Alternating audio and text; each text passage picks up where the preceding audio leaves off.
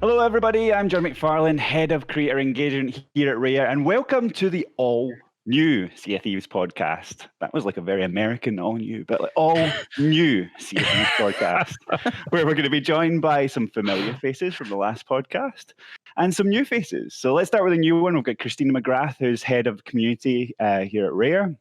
We've got some of our old familiar faces, old being the key word there. Yeah. Joe Neat, Executive Producer on Sea of Thieves. We've got Mike Chapman, Creative Director on Sea of Thieves. Brutal. Yeah. I've never felt more old after the last year, honestly. And we're back. But you'll also probably have noticed we've got two guests in this week. We've got Alex Hunniset, who's head of our live service on Sea of Thieves, here to talk about seasons. You may have noticed we launched that a couple of months ago. And we'll get Christopher Davis here, senior designer on Sea of Thieves, to talk some in depth about some world events. That's going to be some of the topics that we're covering this week. And it's going to be mainly like seasons and world events. Christina's going to be taking some of your questions that she's been scouring the internet for to the team here. But if you do have any questions that you want to ask for the next podcast, use the hashtag SOTPodcast on any of the social channels. You can also watch us on YouTube. So if you're listening to our dulcet tones through your ears, but want to see our smiling faces, then check out YouTube, Sea of Thieves, YouTube, the channel there, and any reputable podcast app. If you want to maybe listen to us in the gym while you're curling biceps and want some inspiration from Mike Chapman, that is the way to go. Yes. But let's get started. First off, and I'm going to throw this out to kind of everyone. I know we'll probably direct questions later, but how is everyone, Joe? It's good, actually. That's been my workout routine over the last year, actually, is just listening back to old videos of Mike and just curling biceps. Yeah. Not the quads, not the pecs, just the biceps. The biceps. Just the I get the biceps, Alex gets the quads. Chris gets That's it. Exactly. It's a different tone of voice for a different part of the body, right? It's part of the toning process, yeah. It's all about the vibration. Yeah. Rules not rules. So how is everyone? How are we doing? Great. It's sunny, like you can probably see. But finally, that's it. That's all I've ever wanted was the sun. But I didn't realize what a simple person I was. But yeah, it's no, it's great. I think I'm happy. I'm in a good mood. As everyone else. Yeah. Mike, I'm good. I think that goes without saying. The last year has been incredibly intense. Intense is probably the right word for all of us in terms of, personally going through what we've all been going through with this pandemic. Also professionally, still trying to keep the Sea of Thieves waters fresh, running our live service, adding new content and experiences. So I think it's been intense for all of us, but there's definitely light at the end of the tunnel now. Our game is more popular than ever, and I think that's something really positive to kind of hold on to and build on. So yeah, I'd say I'm feeling quite chipper, I would say. What about Christina? Like we've seen you pop up here and there so far on videos, but can you give us a wee bit of rundown of who you are and could you be a regular on this? You're now the regular. I've never been a regular for anything. I'm going to just move on from that. So obviously, I've been behind the scenes quite a lot of the time and have popped up like a mole occasionally to say some stuff on channels or do terrible guest appearances on the stream. So I'm really excited actually to bring community voice to these podcasts. I think it's a really cool thing for us to be able to discuss things. But for me, the key here is, prepare yourselves to give our community answers to things they've been asking for a long time. So really excited to bring that aspect here. Make sure that you guys are talking about the things that people want to hear about. Not that, listening to Mike on workouts isn't a thing that people want to hear about, but we can, I'm here to ask the cold hard facts. Now I just want a Mike Chapman workout DVD. I would do Mr. Motivator style. I would do it. As long as we could tease some new Sea of Thieves lore as part of it and tease some new features. We'd call it, what do you call it? Sea of Tease, get fit in 6 easy steps. Every 100 squats, you tease out a bit more info. That's the incentive. Come on, dig deep, dig deep. Something going up soon on Merfolk.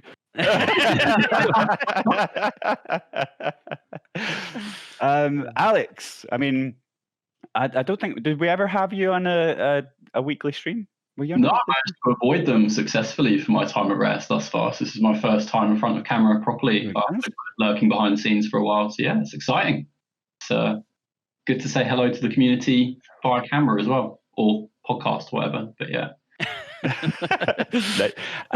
And Chris, we've let you out the cupboard. What you? I'm still in the cupboard. I've just Okay, we been allowed shove the to open camera in the windows. cupboard.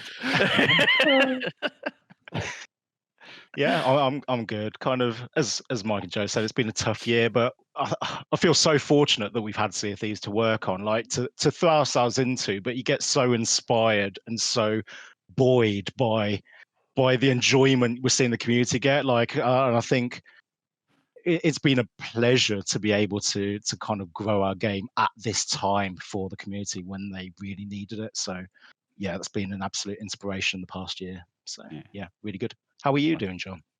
Oh, thank you, Ed. Thank you very much. I'm doing very well. I seem to. You've probably all seen from the Sea of Thieves news stuff that I usually record this in the living room, but I'm in the bedroom today in the office. So you're getting a little tour of the house, video by video, as I go around. Eventually, wait to the one where I'm on the toilet. That's going to be the most revealing. It's a fabulously drawn out episode of Cribs. Sea of Thieves Cribs. It's not quite Ellen's like garden decking, is it? But Not like, quite, no. no. But you know, once we hit a certain amount of players, 30 million or whatever, right? Yeah, that's where we're that's when the tiki torches get deployed. Get some more gas in the tiki torches. But yeah, Chris, you said that obviously we're growing, and that means, and one of the biggest parts this year for us has been seasons. So Joe, I guess to start off from a high level of seasons, what was the thinking behind that, like around the team? Why were we doing it, basically? Multiple reasons, really. One, we really liked having an additional kind of layer of progression and goals kind of layered over the game subtly, but that give people things to kind of work towards as a separate goal to what their kind of journey towards Pirate Legends. We like the rhythm of it. We really, we've been trying, I think, for quite a while to get into that regular rhythm of delivery and of kind of setting players' expectations about what they're going to get and when and how and stuff. We did our monthly updates. And they were great in a lot of cases, but we didn't always manage to deliver kind of in that regular monthly rhythm, and there was kind of, you don't really know what to expect each time and stuff, and it was definitely a challenge over the last year while we've been kind of doing this shift to working from home and things. And so we kind of taken what we think are the best of that, the best of those bigger updates that we did in the kind of the first year, and kind of combined into this rhythm of like the kind of 3 monthly rhythm around seasons, where you're going to get the kind of start of a season heralds the introduction of some new stuff, some changes, some kind of change ups to the sandbox, but then also the kind of live event rhythm we've been adding to our game for the last few years now. We've got such a richness of kind of features and of content in the game, and actually there's some really cool things that we can go do with live events, and I know we're going to talk a bit about that today in terms of kind of where we're at and where we want to go. But so that's kind of just some of the thinking there. And then we're in a transition phase as well, because we're transitioning to a new rhythm as a team, right? So we've kind of gone from the monthly updates into this, and one of our teams, which Chris is kind of a part of, the Gold Hoarders, which is one of the name of the internal teams, is has been kind of responsible for some of those monthly updates in the latter part of last year, plus the launch of seasons, and they're going to be working on seasons 2. And then in the background, we've got a couple of our other teams that are actually working on future content for seasons. And so we're definitely kind of in this transition where we want to get into a more regular rhythm of how we work and update as a team. So I've used this phrase before, and I'll use it again to kind of land expectations, but it's kind of walk and then, and get into a running kind of place as we go through kind of the second half of this year, I think. And Chris and team have done an amazing job in terms of kind of being able to manage the live service to transition to seasons and stuff. But yeah, we've got some exciting things being worked on in the background for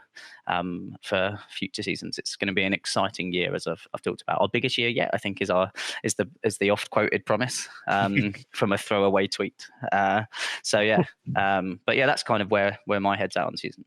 And yeah, sorry. I was going to just say, like creatively as well, I think kind of adding seasons into the game, it just frees us up in that area as well. In terms of, you think about the types of features, mechanics, experiences that we want to have the scope to deliver in Sea of Thieves. Like, we often talk in terms of how we wrap the feature into a whole experience, in terms of what's the reason to engage with it, what's the experience that you're going to have moment to moment when you're experiencing that new piece of content, and why would you want to revisit in the future? And like, the truth is, the scope of features that we can add into Sea of Thieves doesn't always lend itself well to that approach. Some things you want to have into the game just because they feel joyful, or just because they add to the magic of playing the game, especially in a game like Sea of Thieves, where it is about the journey, it's not about the destination. Some of these features that we want to add, and we dream of adding in the future, are about enriching that journey. So always having features on their own exposed to just entertain players and give them that reason to engage with it, bar just exploring the world and coming across new mysteries, new threads of lore, new features that just enrich that experience. I think that's where seasons come in a really interesting way, is that you think about a progression system and the freedom that players have to join us on this journey, to make that journey to Pirate Legend and beyond. Anytime they can discover Sea of Thieves at any point and still have that compelling player journey. What we don't want to do is lose that sense of those constant goals in the game. So what Seasons brings into the game is that sense of a universal progression system where you can come in at any point in the season and still feel like you've got goals to strive for and new rewards to go and attain. And alongside that, we can add new experiences that headline that season that they may lend themselves to commendations, new goals, new rewards, have that storytelling aspect, or they might just be there to enrich the sandbox. And I think that gives us so much freedom creatively in terms of how we design features and giving us that scope. But I'm like Alex, and if you want to dig into a little bit more detail on how you see seasons. I think you've described them really well from a creative point of view, and I think really something to hammer in there is it really just makes the entire experience of jumping in Sea of Thieves from the second you jump in, you're already kind of, everything you're doing is rewarding you for a session. And that was really a key intent with us, is kind of sitting there and going, we all know the story of kind of setting sail, getting loot, amassing it, and then going and checking in. But how do you ensure that players kind of feel more rewarded throughout their journey, and we're making that experience as positive as possible? So that's really why I feel Seasons has had a really awesome impact. Just speaking anecdotally in my play sessions, I'm certainly earning more than I previously have. But yeah, it's, and also just being rewarded for the breadth of the sandbox encourages you to go explore more of it, and all the Easter eggs and the little bits and bobs that you can find along the way. So yeah. It's go on, Chris. I was going to say, I think that is the beauty of Seasons, is that we know we've got such a broad sandbox. We know we've got a world that we want our players to immerse themselves in, and part of how you uphold that immersion is by not necessarily pushing them, being too overt with how you want them to play. You want the sandbox to be free for all of these players to play how they want. And again, that's how you elevate those interesting interactions as well when they do come together.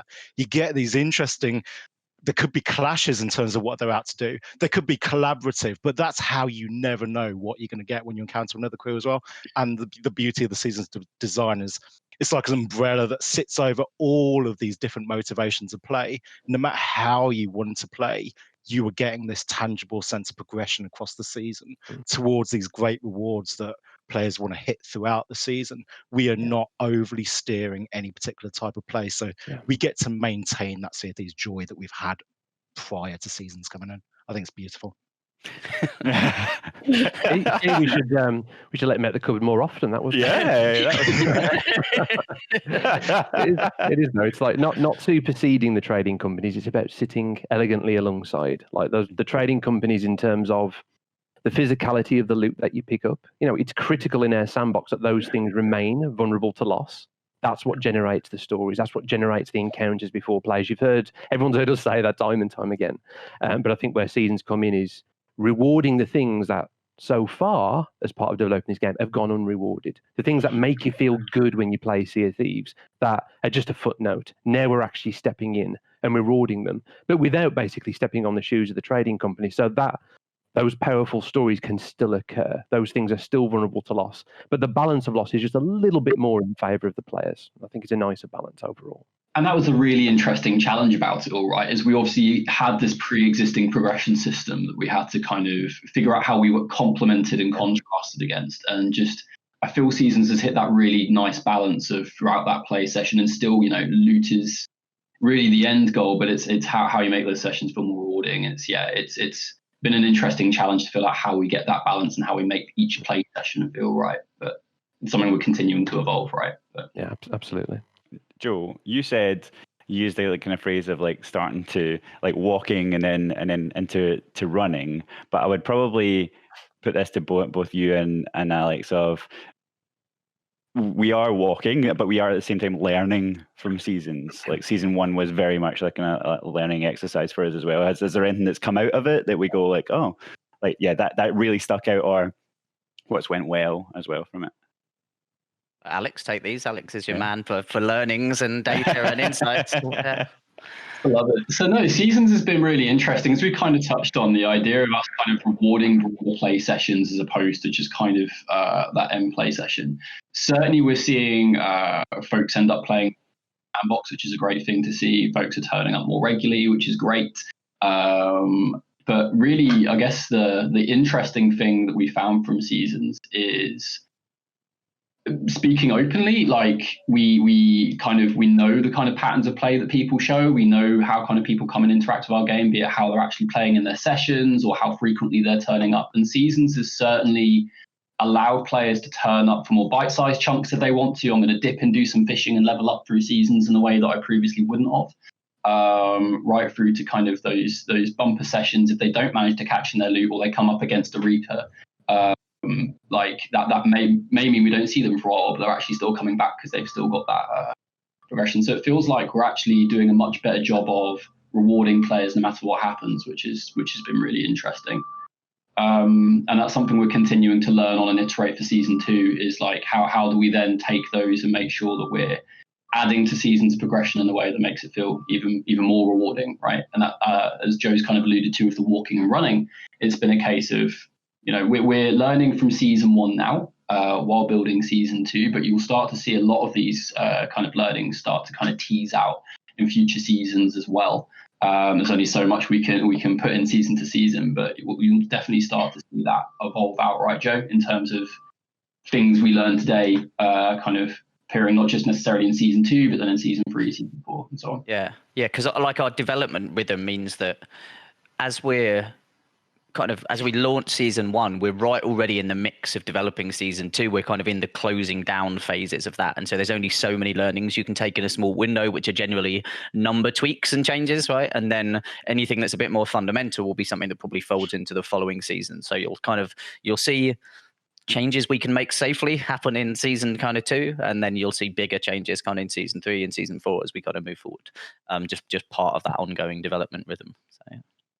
It's been awesome to see season 1 though, and seeing players re-engaging with skeleton thrones through the trials, re-engaging with mermaid statues, showing off their cosmetics, sharing their pictures on social media in terms of like the latest they've attained and getting the pirate legend curse and all of that. I think that's been awesome to see. But the capability to, I guess, bring in new goals with their new features, but also spotlight older content that a lot of our players really enjoyed, like the old Build Rat Adventure stuff, being able to spotlight that again as part of optional kind of like seasonal progression, boosting your renown. I think it's been great to see people resonate with that really well. And we've welcomed so many new players since we last did Skeleton Thrones, for example, right? So actually highlighting these new things you may not have been aware of, for those of you who weren't listening to us when we were doing our previous podcast. There's a bunch of stuff that we're looking to highlight and spotlight for you guys as well. So it's when were Skeleton Thrones? Was that our first Build Rat Adventure? Very first. So like July 2019, approximately, something like that. Is that right? Well, it depends. Yeah, I mean, Hunger in Deep was our first kind of engagement event, you could argue. Yeah. But then Skeleton Thrones would be, was that June? Was it June? It was after anniversary, wasn't it? It was the first one after anniversary, right? Or no, was it? No, back in 2018. Oh, was it 2018, wasn't it? Yeah, sorry, yeah, you're right. I think Hunger in Deep was May. I believe it was June, July, I believe. Okay. And we did Skelly Thrones. I think we did Gunpowder Skellies and a few others ahead of doing ourselves, right? So yeah. So, wow. Yeah, right. Like, so into the amount of people that have kind of been through the Sea of These adventures since then is crazy, isn't it? Yes. Yeah. Christina. Skeleton Thrones. I'm jumping in with a question, John. Yeah, I'm ready. I was going to say it. I'm ready. Here we go. It's my moment to shine, or the community's moment to shine. I'm not going to take credit. So, Pressure, Christina. There's many opportunities. a lot of the feedback we've had about seasons has been really positive. I think one of the behaviours we were almost anticipating to some extent internally was that people would get a little annoyed with the notifications that we would have, like, you've done another nautical mile. But actually, what we're finding is a lot of players have really enjoyed the pat on the back, like just for sailing around on a voyage or just for sailing around. So that's been a really nice thing to see, but people have really appreciated it. And I think it has kind of stretched out an experience in terms of what you experience in the sandbox. But I think one of the key things that we've had kind of mixed feedback around are live events. Obviously, Joe, as you alluded to, that's something that we've fetched in as part of kind of the seasonal rhythm. But in terms of what we've got planned for live events and kind of that capability, Alex, do you want to talk a little bit more about that? Totally. So live events has been an interesting one that we've kind of built up over time, right? We started small with little challenges. So for those of you who've been around a while, you'll probably remember kind of the original kind of fishing contest that's then evolved into all sorts of things since. And that's been kind of an evolving tool set that we've been looking to use.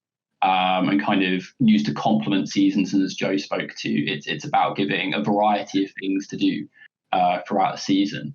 It's something that we're continuing to invest in, and as kind of Joe's alluded to, with kind of team structure, it's been something that kind of Chris and I have been working on together in terms of how do we make each event feel different, feel unique, give you different things and different experiences to go do, all the while kind of identifying, well, there's probably areas we could go evolve our capabilities and go evolve our tool sets. So we've got some pretty cool ideas that I don't want to kind of go too deeply into today. There's got to be a little bit of Sea of Tease there. But it's something that we're actively thinking about for kind of season 3, season 4, in terms of how do we really start leveling up these events and kind of make them feel more experiential.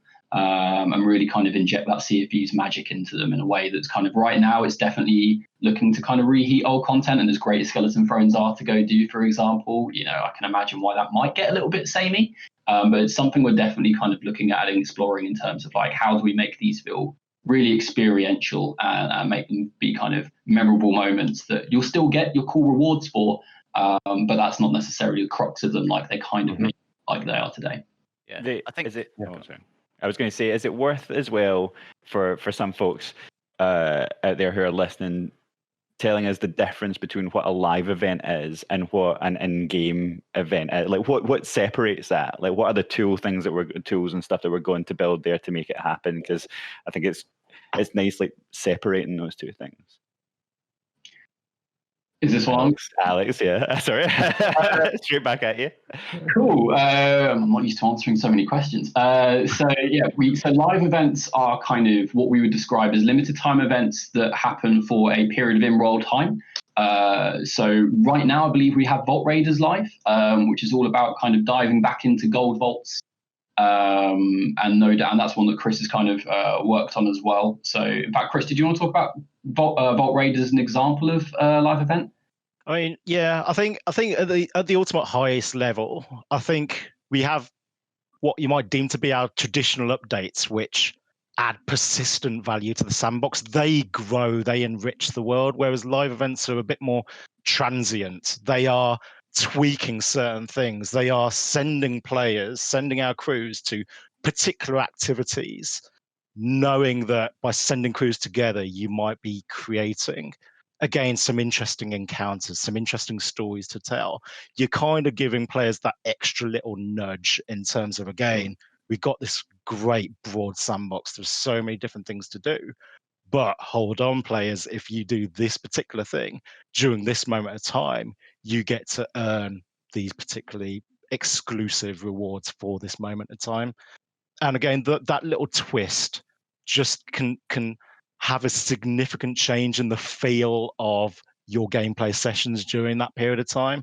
And where we think about the long-term future of live events, like right now, we are leaning very much on tracking things that we've established as things players can do in the past historically in the sandbox. But we feel huge potential to make more of that transient moment in time, to make more unforgettable stories that players can tell further down the line in terms of, do you remember when this thing happened in the Sea of Thieves world? And I think people definitely have fond memories of some of the earlier Build Rat adventures, and we're always trying to think of how can we bring some of that magic, some of those long-term memories to our future live events. And that's certainly a lot of where the conversations that me and Alex have when we talk about the future of live events. That's definitely the direction we want to go in. I think it's speaking to the potential of Sea of Thieves as a world, right? You can escape into. That's what it comes down to.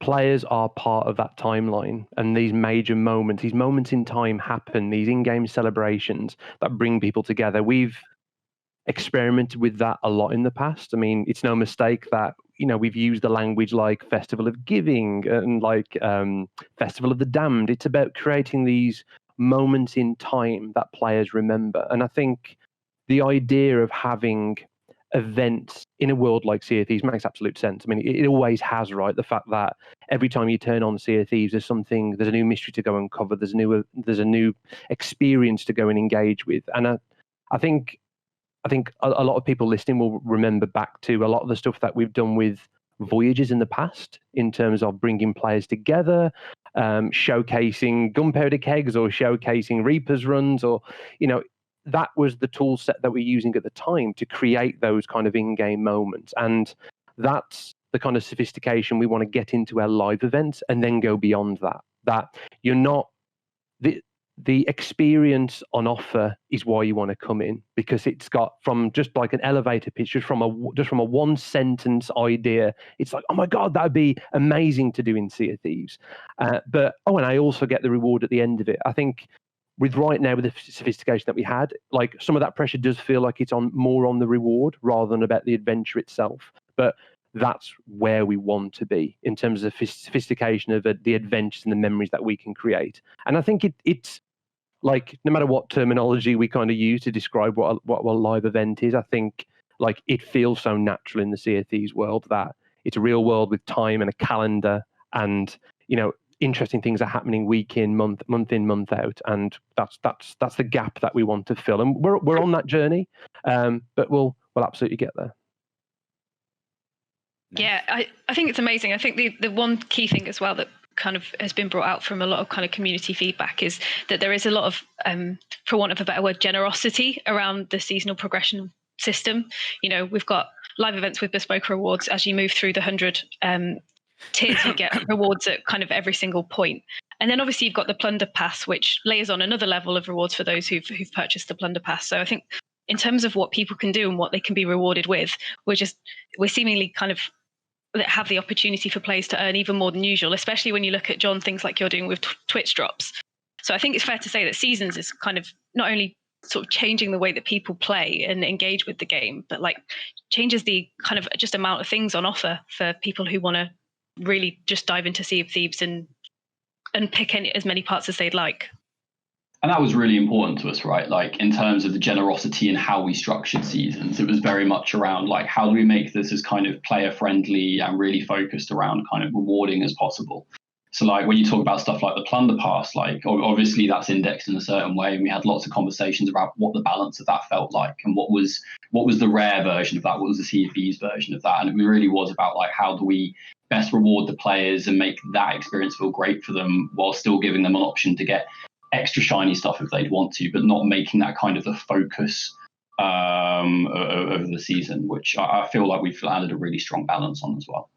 Yeah, I think that goes back to, Christina, what you were saying around will the kind of constant notifications in the upper left, will that feel too intrusive? But I think that's leveraging that opportunity to go, adding a system like this makes sense in terms of giving our players something new to engage with. But that's not enough.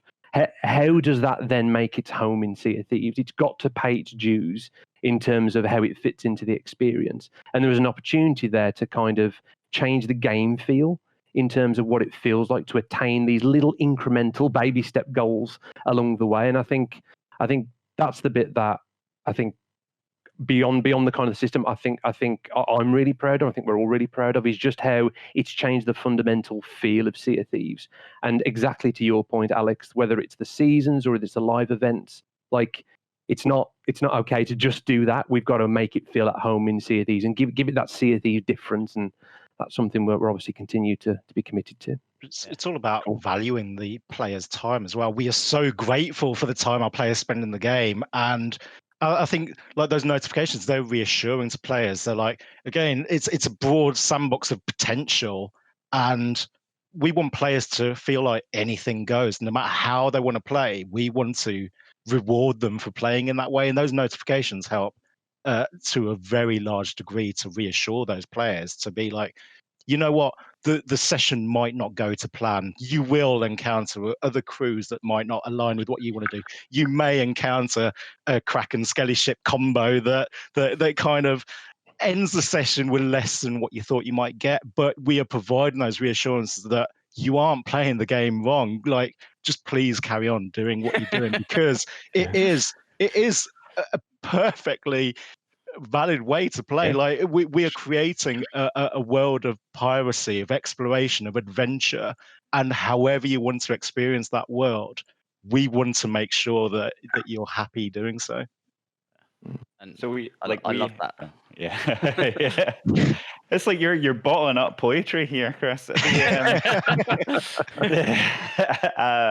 So we've kind of talked about, in talking about seasons, we've talked about the progression system, which is like obviously a part of seasons, but seasons as a whole is a package of everything, and along with that comes content that we usually drop at the very start of a season. Is there anything, Mike, I'm looking at you here, is there anything that as we look forward, like what can we expect from the types of content that come in there? Not necessarily the content itself, because I know we want to keep that here, but the types of content. Yeah, let's just blow the doors open wide right now. No, I think there's, I kind of alluded to it at the start, but I think there's with a shared world like Sea of Thieves, there's obviously a bunch of things that we've always wanted to do that we haven't done yet. There's a lot of things our community ask for that we look at and we go, absolutely, that makes a lot of sense in our world, or maybe not immediately, but with this little twist on it, it could work in Sea of Thieves. And that speaks to new systems, new ways of play, reasons to engage with all of the content, which I guess Season speaks to, new mechanics, new opportunities to get more humor into the game, more tone into the game, things that they don't need to have rewards hung on them. They're just these interesting little toy-like mechanics that we still want to add to the game. New creatures to encounter, new mysteries that we want to add to the world. So I think when it comes to seasons, the scope of content that we want to add, it really runs the gamut of all of that, right? Like, I think that's where we wanted to, I mean, the way Joe talked about it in terms of how we structured the teams and how those teams go and run at that content, it's very much about freeing ourselves up to be able to have the freedom to do any of those things. As in, some of those things take longer than a few months. Some of those things are longer running features that need to be worked on in the background. Some of them, especially if they're having a massive impact on that shared world or on the way players play, there's an element of prototyping there as well. So I think it's about buying ourselves the time to be able to do those longer running, more impactful features. But the cool thing is that when they are ready and we're happy to release them, they then headline a season. So players come in, they've got those new goals to attain. There might be goals attached to that new experience that we've added, but it's part of that 3 monthly refresh of Sea of Thieves, where this new piece of content that's going to be there forever from that point onwards, it then sits in the spotlight.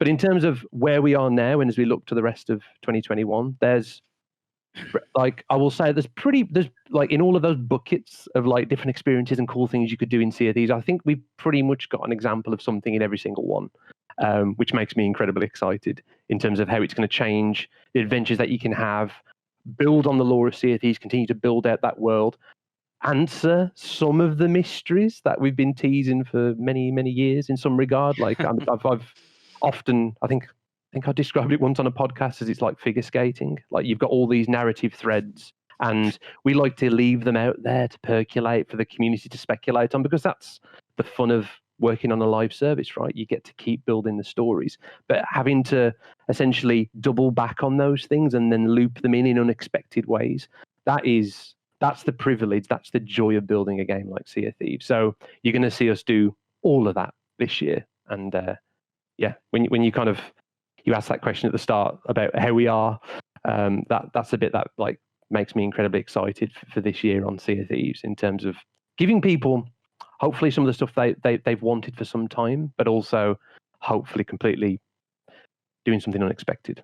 And I think it's interesting with seasons as well, because we're only fairly freshly into our seasonal rhythm, right? And we're into the kind of planning process for future stuff. And I think for seasons, there could be, like Mike says, a season that's kind of headlines around a specific thing that comes into the game and kind of changes everything. Or it could be a more of a smorgasbord of kind of smaller things and tweaks and changes to our sandbox that kind of make the whole thing feel different. But there isn't one thing that you could kind of to pin it on. And it'll kind of change based on how we feel Sea of Thieves is, what we think the biggest opportunities are, what the biggest bits of feedback from our players are. And so every few months now, we sit down and we actually go through a kind of strategic planning process where we take in the latest player feedback from kind of the community, from our surveys, from kind of our user research, from all of the data that we've got from the game.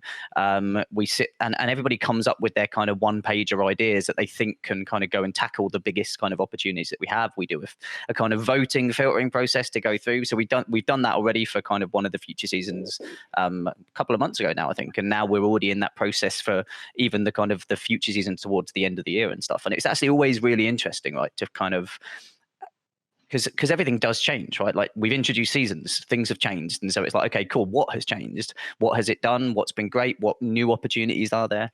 And so it's really fascinating to be able to bring everybody's different inputs and insights into that and to see what comes out of it. Because I think historically, it's kind of been quite top down, I think, in terms of like myself and Mike and Drew and Sean as leaders will go and sit down and do a bit of a roadmap planning kind of exercise. And we'll take everyone's kind of feedback and insights on board, but we're trying to make it a bit broader and kind of get each of the teams to really kind of be like, no, this is the thing we're all passionate about and why, and we can provide a bit of steering and feedback. But I think it's a really interesting and fun process, and it kind of makes it a bit harder to know exactly what's going to be coming in a year, but we, because it's going to be what comes out of that process, what comes out of that kind of learning. But it's super exciting, and the stuff that we do know about and that we do know that we've that we're kind of locked in on is very exciting for this year.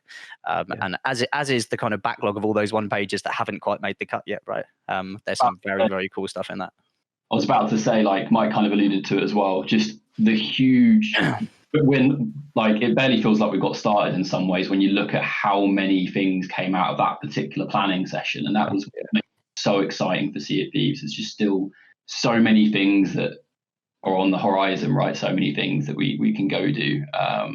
It's super, super exciting. And just to kind of see that kind of unbridled creativity come out of that group in that session. And we've got another one coming. It's going to, really looking forward to that. I think on the horizon, sorry, I think that was the first accidental pun of the whole podcast. I'm a bit disappointed that it took that long. Well played. It's the first one. Wait till episode 3. We'll be by then. To what Alex says as well, I completely believe that. Like if we do that process in another 3 years, it's going to feel exactly the same. Like it's a fantastical pirate world, done it a million times, but that there will always be that new creative scope to add new experiences into the game. There'll always be new stories to tell. It's kind of written into the lore of the game, right? That's the type of world it is. That scope will always be there. And I think just to kind of put the bow on it, I think the way I kind of think about it is there is for me from a creative perspective, there's an undeniable direction in which the game is heading in, and we're moving more and more in that direction each year. But then the scope of the game is that you've got all of this potential in which to fill it with.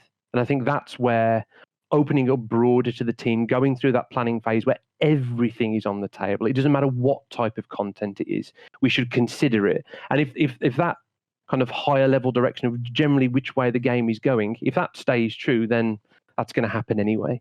But I think it's just the scope of how we can expand this game remains as strong as ever, and I really don't think that'll ever change because of the type of world that we've all created together. Awesome. And well, that moves us swiftly on to the next section where we're going to be, I think, when we're talking about content there and talking about previous content, one of the main things that you picked up, Christina, within the community has been world events, right? Like there's been chat about world events. And I'm going to leave it in your capable hands with questions from the community for this one, because and you can go through and ask some of the folks here. Sure, we've got a few. So actually, Alex, your pun of on the horizon is stunning to lead us into world events and clouds and what you see when you're in the world. So in terms of world events, we've seen a lot of feedback, and effectively our community is starting to notice some patterns with how they spawn. And those are the things that I want to kind of dig into. So Chris, I'm going to pick on you for this one. Apologies. You know, they've noted that there's a rhythm where Kraken, for example, only spawn when a world event is finished and there are no clouds in the sky, etc. Like, have we got plans to mix up that kind of seeming predictability?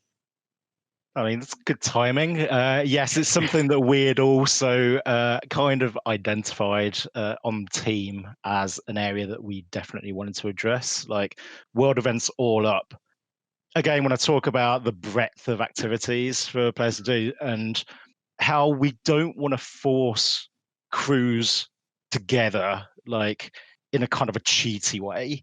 But what we do want to do is provide incentives, like irresistible incentives for crews to want to go to a certain place in the world. And that's exactly what our world events, particularly the ones that have that server wide, that map wide call to action. You get this cloud spawning in the sky saying, big thing here, loot to be had here, everyone come here. But there's also that balance in terms of if you have those too often, then you can kind of they can lose that pull, they can lose some of that irresistible nature, and that all of a sudden you think, well, I could carry on what I'm doing now because there will always be another opportunity. And so that's something that we really wanted to focus on, certainly for an upcoming update, is what we can do to really get that excitement again, where you get a crew, all of a sudden you get this sign on the skyline, on the horizon, that gives that crew this irresistible urge. They want to drop tools, they want to drop what they're doing because they feel irresistibly compelled to go there now. That kind of fear of missing out if they don't take part in this right now, like they're going to feel like they're missing out. So a lot of our thinking is going into that. And again, like you say, when some of our more canny players can identify patterns, it takes away some of that mystery. It takes away some of that surprise, which again goes against what we want these world events to be. Like, they need to feel organic, they need to feel naturally arising, they need to surprise when they happen. And that's where you hit those right player emotions when they do arise of, oh my God, it's here, let's go there now. It's like when the ice cream van arrives at Rare in the summer and everyone's just gone and you're like, what is it? And you Well, you never make it to the front of the queue. If you want to see PvP, I mean, that's what you've got to do. Get into the queue, there's no alliances going on around there. Brutal for those oyster ice creams. If you notice, though, there was that core group of engaged ice cream lickers that knew. They knew exactly when the ice cream van would turn up, and they were always there at the front of the queue. They also had a contact, didn't they? I think Anna at kind of at the front there. Yeah, she'd always be like, she'd message her favoured few and let them know. Like, it's coming down the drive now. It's coming. So you want that ice cream surprise for everyone, and so we've taken that ethos to our world events. Unfolded there, where people would then learn who the chosen few was and spend very careful attention waiting for them to move to their desk and then peering out to see if an ice cream van was there as well. Exactly, yeah. But in that analogy, we are now, with our world events, we are now like not just having it arrive on a Friday, but it might be a Monday or a Wednesday, and you never know when it's going to come down the drive. Like, because it is the whole subject of world events is a fascinating area, right? In terms of it's right there in the center of that shared world game design. In terms of it's essentially that moment to, exactly as Chris elegantly explained. It's about stirring the pot. It's about mixing up people in that shared world and getting them to go to these choke points. But equally, the power of world events is for the people that don't want to engage with them. Because for them, it also makes the seas quieter. So no matter how you're focused as a player in Sea of Thieves, world events do have an impact on you, whether you choose to engage with them or not. And I think, I mean, the world event scheduler, as it's kind of known behind the scenes, not a very interesting name, but that functionality was what we added. I mean, some of our Gauge players will know Shrouded Spores, when we added the passive skeleton ships and kind of changed the frequency of the Kraken and the forts and all of that. So that system has had to do quite a lot. I mean, we've never wanted to add new experiences into Sea of Thieves that impactful and then take them away. So we started the journey with skeleton forts, and then we've added skeleton fleet battles, and then Ashen Lords, and then ghost ship battles with Flameheart. So the list of events to schedule has got longer and longer and longer, and we don't want to take those out of rotation. But to what Alex was alluding to as well, we can also look at which ones are most popular, which ones do our players want to engage with, which ones still have power but not as frequent. They can be more of a special event when they happen more infrequently. And I think the skeleton forts are a fantastic example versus how we handled them at launch versus how we handled them now. And I think the purity of launch was that you wouldn't see a skeleton fort, hours would pass every 3 hours. It was like a range on it, but roughly every 3 hours you'd have a skeleton fort encounter. So there wasn't always a world event available. So when it did come up, you'd have the ice cream van analogy. You'd have exactly how Chris described. Everyone just drops plates and they smash on the floor and they just run down the corridor. Like everyone goes to the skeleton fort. Whereas I think part of giving players more choice with the content they can engage with was around always having one of those clouds available with very little gap. So if you want to go treasure hunt, you want to go do merchant quests, you want to go solve riddle quests, you can go do that, or you can choose to engage with the world event. So part of like looking at the schedule again is about, I guess, identifying that Flameheart is awesome. We want to keep it in the game. It's a great experience for players to engage with. Same with the skeleton fleet battles. Same with the Ashen Lords. But we should try and look at what things our players are finding most popular and using that to balance the world event scheduler. And then also alluding to with the forts, the opportunity to bring in new types of world event where the existing fort experience is available on a steady rotation for players, but some of that I've got to go engage with it kind of feeling. I've got to drop everything and I really want to go over there. Like we want to have that as well, which is where Fort of Fortune comes in, right, Chris? That's exactly it. It's again, we want to try and rekindle some of that magic. When forts were first introduced, they had such a big impact, like hitting those notes, as I say, of players, of crews seeing that cloud, getting excited, wanting to take part. And with Forts of Fortune, again, that was core to the thinking of that. How can we make that skull cloud exciting? Like Fort of the Damned also did that, but that's a couple of years back now, and we thought it was the right kind of time to, again, with all these additions that we've made to the game since forts were first introduced, what can we do to make a contemporary fort based on those additions that we made that can mix up the gameplay, make it feel distinctly different, taking part in the Fort of Fortune relative to taking part in the Fort of the Damned and in standard forts.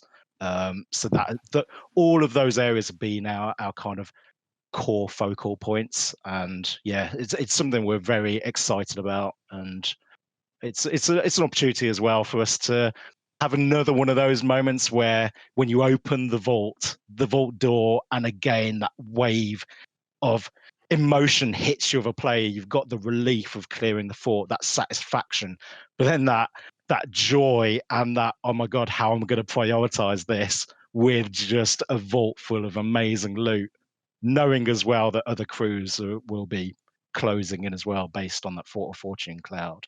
Like it's going to be a fun one to watch, those encounters. And again, that's something that is always a pleasure with these updates as well, is just hitting the streams afterwards to see how our community engages with these features. And like I remember, as I say, Fort of the Damned having that moment, Forts having that moment, and Fort of Fortune is absolutely going to have that moment as well. Really excited. So, Chris, just on that, I think one of the things that we've seen come up around the community, I think where you can talk about Fort of Fortune a little more, is that obviously we've been out for over 3 years now, and the payout from kind of world events hasn't necessarily changed to reflect what the kind of new kind of gold economy, for example, of the game is. What does Fort of Fortune bring to that conversation, or how does it answer that question? I mean, yeah, we, as part of this whole process, we've also kind of addressed the existing fort loots as well. So we'll be kind of nudging those up to again have parity with everything else in the game, but with Fort of Fortune in particular, like to get that sense of we need to take part. First of all, it's going to be far less common than the standard forts, and the rewards are going to be a clear step above what players have had before now. If you are, I will say, if you are wanting to work your way up to Athena's 20, you may want to go for the Fort of Fortune as well. Like in terms of legendary loot, like it is a vault chock full of legendary loot. But again, ensuring we maintain that spread across all of our trading companies as well, so that no one has a reason to not want to take part, because if you can clear the fort and if you can successfully get away with the loot inside, you'll have a great big smile on your face at the end of that session. You'll see your levels will have gone up a fair bit. So yeah, don't want to necessarily be too specific. I want people to have that surprise of what they face, but be excited. It is a step above the other fort loot. You will have a great big smile on your face, whether you want it or not. It will just be a great big smile on your face. You end every design pitch that line, shouldn't it? I already do. Yeah. I won't end it with a smile. I'll end it with panic. I'm like, I've got to get to an outpost and like cash this in. Someone's going to be following me. This is going to be a nightmare. The anxiety it's going to fetch on. There'll be a lot of that as well, for sure. But yeah, but again, that's all part of the appeal of the forts and all part of how it can result in those interesting encounters and the tension you feel as a crew as well. Like the longer you know as well that this great big signal is in the sky of massive amounts of high value loot here, you know that unless you can clear it quickly, you're going to get other crews coming in. And again, this is all part of the design for the experience as well, knowing that this is going to be at the back of players' minds. Is like, what opportunities have they got to strategize, to try and optimize their route through the fort?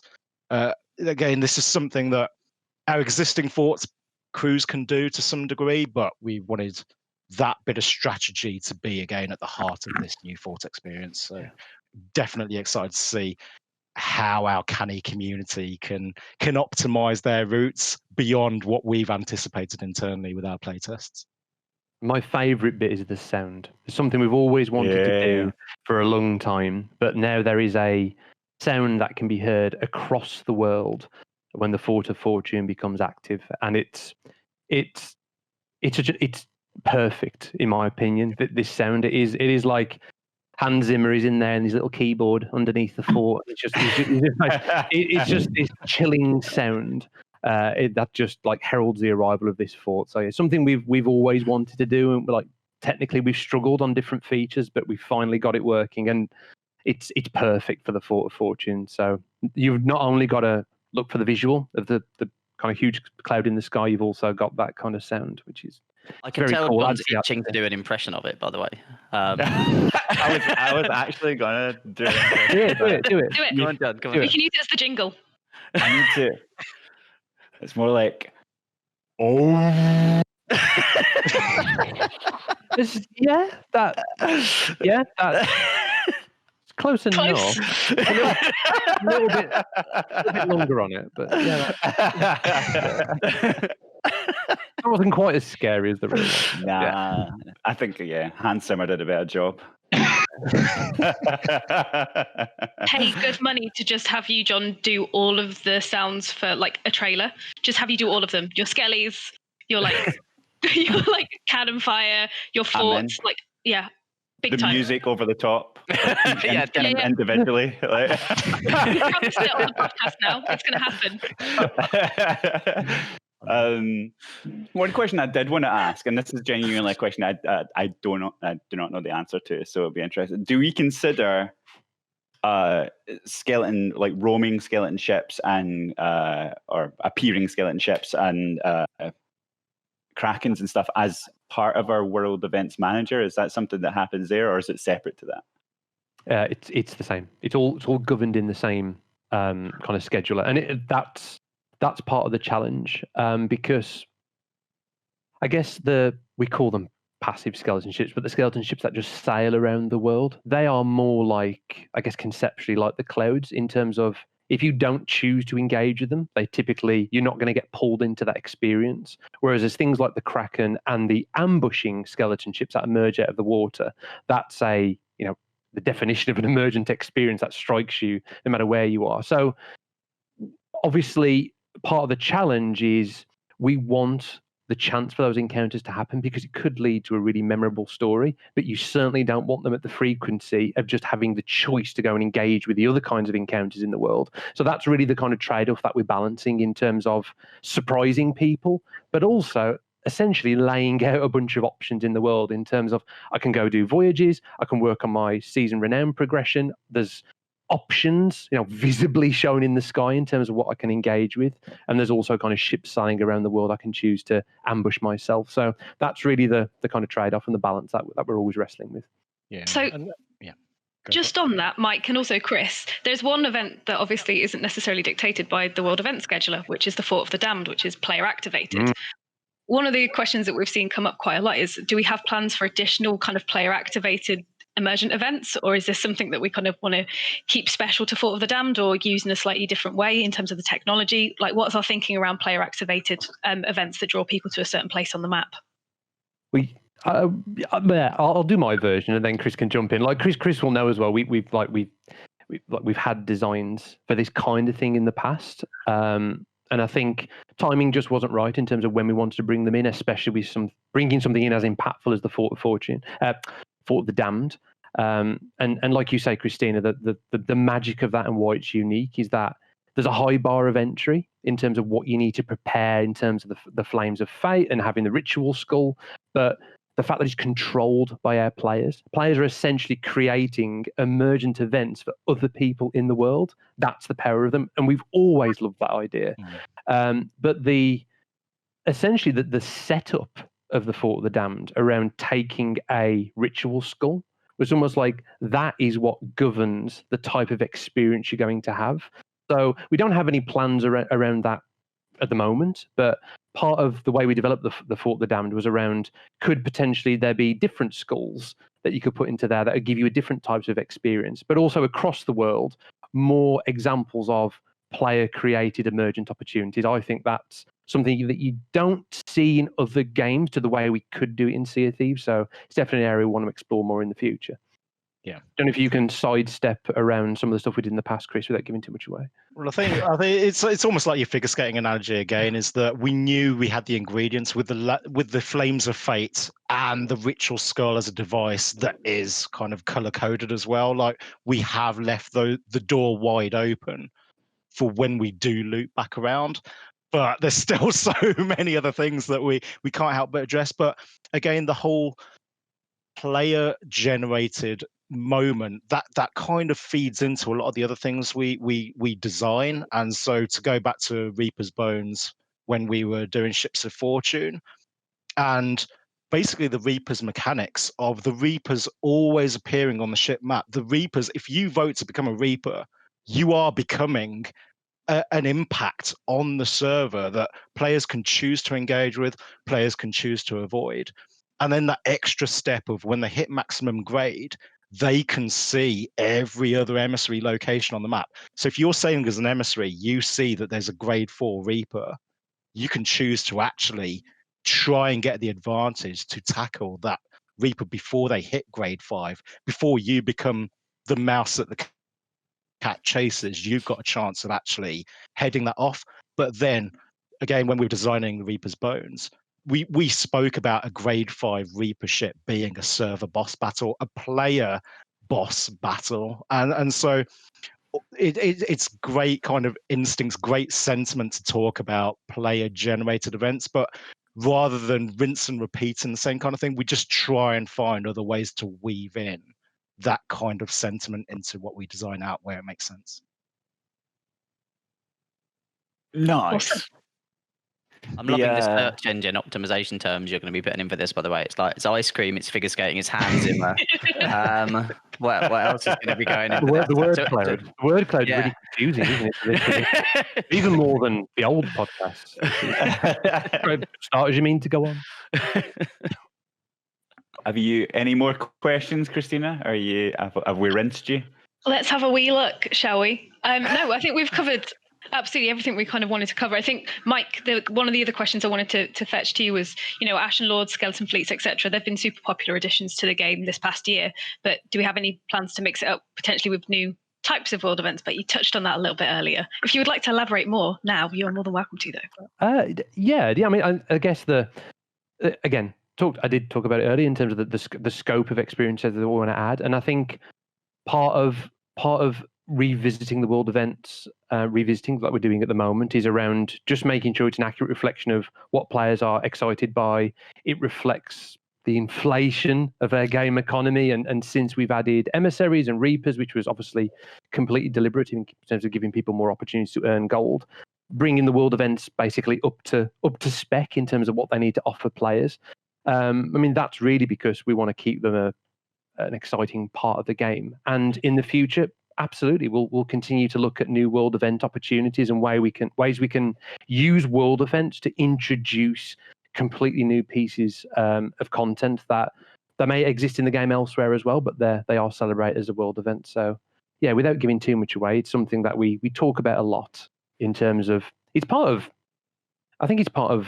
the experience when people think about Sea of Thieves. Seeing the skull cloud in the sky, it's in so many Sea of Thieves screenshots when you just search for Sea of Thieves. I think it's in our players' heads all the time when they're playing the game. It's a big part of what makes Sea of Thieves kind of unique in how we use them. So yeah, absolutely, we'll be continuing to talk about them and invest in them. We've got some very interesting ideas on the table and some kind of early designs, but yeah, no time frame set on them as yet.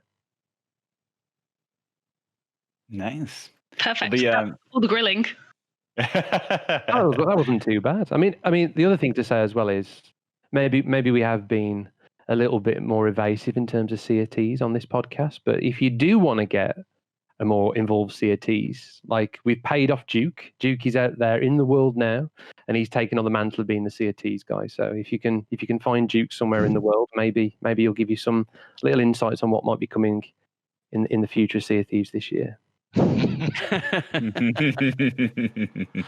taken the pressure off. Paid off the social channels teams as well, though, haven't we? So you might want to keep an eye on what the social channels put out as well. Got to look everywhere.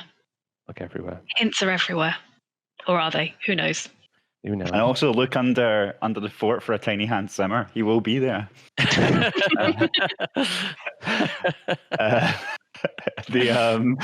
So like.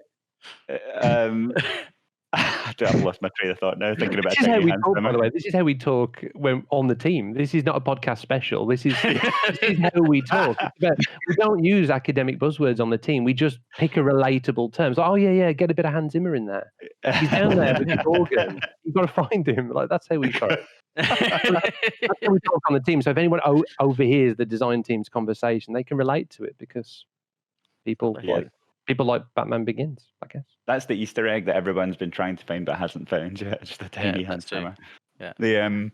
But just before we wrap this up, I guess talking about why we're doing the podcast at the moment is probably a good thing to touch on because and making that commitment, I guess, to the community. Joe, do you want to do that? Yeah, I can, and obviously everyone and chip in and however you want. But I think, like Mike alluded to, actually, like the questions today wasn't too much of a grilling, right? In terms of the topics and things that we chose, it's a gentle introduction. But we definitely, if we look back at the last year or however long, I don't know, 15 months or something. But basically, whenever we stopped doing the weekly dev updates, we went to kind of Sea of Thieves news, and they've kind of been a bit more sporadic and more centered around the updates we're doing and things. Is that it kind of feels a little bit like we've lost that direct connection, that direct kind of conversation and communication with the community, and we've always loved that as part of Sea of Thieves. And so actually, it felt like a long form, and this feels like it's been quite long, which is good, I think. But like we've talked about a lot, we've gone into a lot of detail, but we want that long form conversation. We want to hit some of the kind of hot topics and the key questions that our community have, right? So we've got a long list of things that we want to talk about in future episodes, where we'll have some kind of some in-depth questions, and we'll hit some of the kind of biggest topics that are on our community's minds. And I think I'm really hoping that this kind of allows us to really reopen that kind of just that thread of conversation and communication, because like Mike says, how we talk here is not very different to how we talk normally, right, on the team, and the things that we talk about. And because I don't think there's anything to kind of hide, right? And it's like the more open we can be, the more transparent we can be, the better. So I've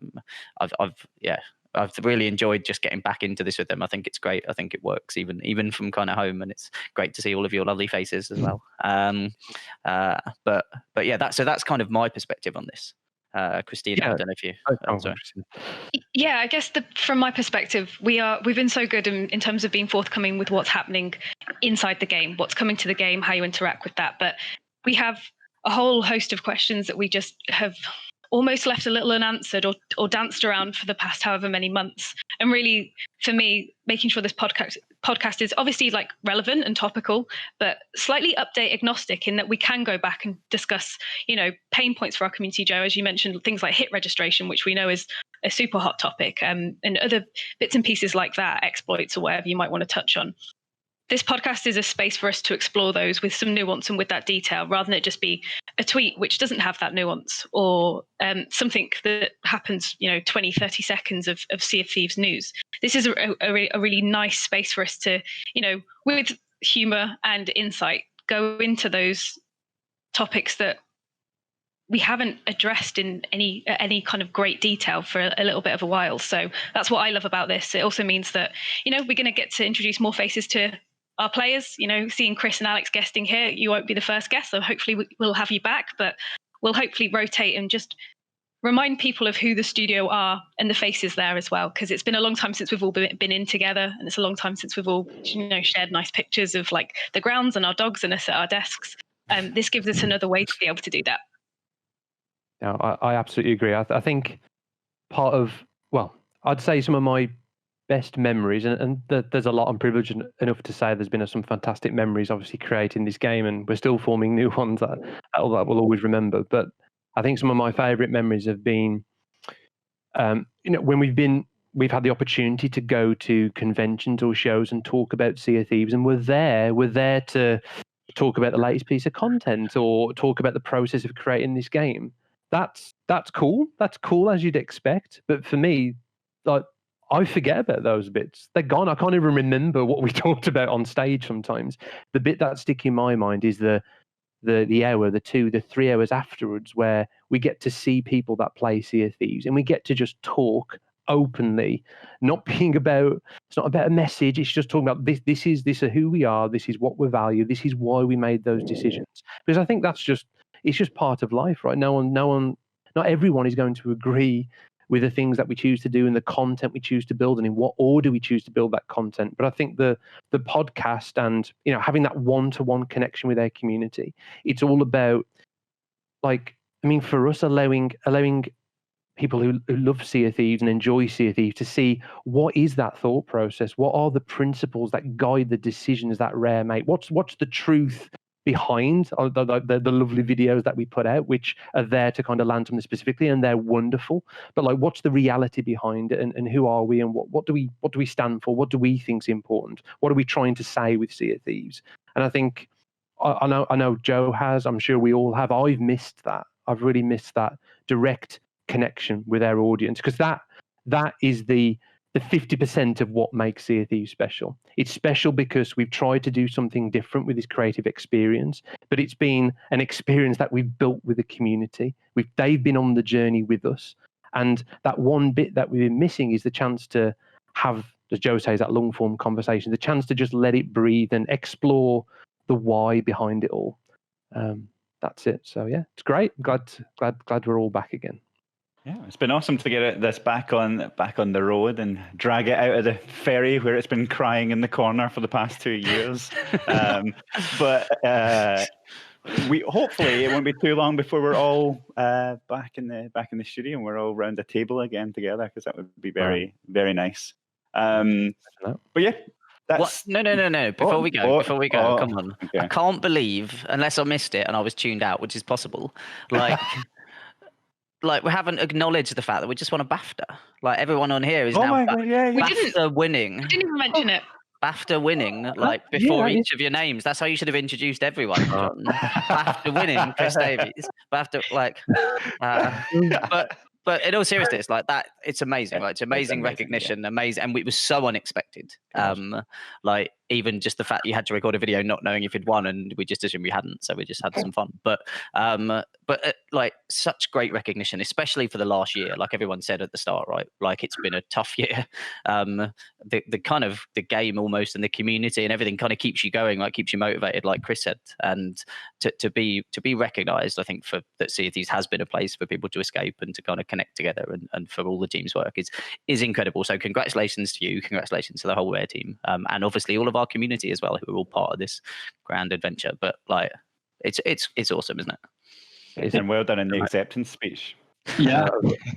That was clearly the acceptance speech of a man that didn't think he was going to win. It was awesome. It was awesome.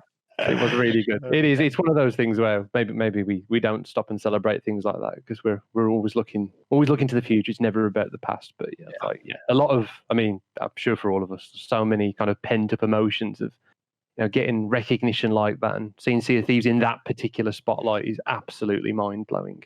But it's just, it's great to celebrate, and it is what a wonderful kind of pat on the back to the whole team that has made all this possible. But it is like to what you were saying, Joe. It's the wind in our sails to keep going, to keep reaching even further, to top that, stand on the shoulders of that little BAFTA and reach even further. That's what we need to do. The real galvanizing milestone a year into working from home as a studio, right? Is best evolving game. A year working at home was crazy, right? And feels like we're only, as I said earlier, it feels like we're only just getting started. There's loads to come next year, so exciting. We're going to be saying that line, by the way, while we're completely grey. I've got a white beard. Feels like we're just getting started. Can't wait.